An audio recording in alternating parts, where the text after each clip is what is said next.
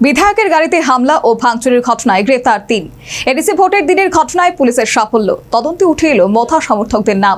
অভিযানে সক্রিয় ভূমিকা কাকরাবন থানার।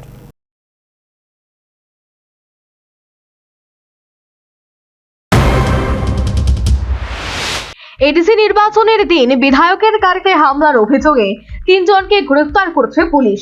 ১২ এপ্রিল ঘটে যাওয়া এই ঘটনায় নতুন করে রাজনৈতিক চাঞ্চল্য তৈরি হয়েছে। পুলিশ সূত্রে জানা গিয়েছে, তুলামুড়া থেকে মাতাবাড়ি যাওয়ার পথে তুলামুড়া ফরেস্ট অফিস সংলগ্ন এলাকায় হামলার শিকার হন বিধায়ক অভিষেক দেবরায়। অভিযোগ, তার গাড়িতে হামলা চালানো হয়। ঘটনার পর এলাকায় উত্তেজনা ছড়িয়ে পড়ে। অভিযোগের ভিত্তিতে তদন্তে নামে কাকরাবন থানার পুলিশ। এরপর অভিযান চালিয়ে ৩ অভিযুক্তকে গ্রেফতার করা হয়। ধৃতদের জিজ্ঞাসাবাদ শুরু করেছে পুলিশ।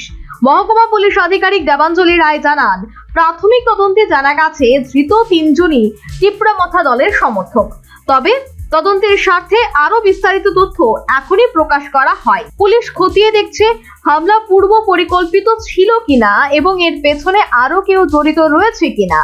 ঘটনায় ব্যবহৃত উপকরণ, উপস্থিত সাক্ষী এবং এলাকার সিসিটিভি ফুটেজও পরীক্ষা করা হচ্ছে বলে জানা গেছে। নির্বাচনের দিনে জনপ্রতিনিধির গাড়িতে হামলার অভিযোগ ঘিরে রাজনৈতিক মহলে নানা আলোচনা শুরু হয়েছে। আইন শৃঙ্খলা বজায় রাখতে পুলিশ কড়া নজরদারি চালাচ্ছে। Bureau report, news vanguard.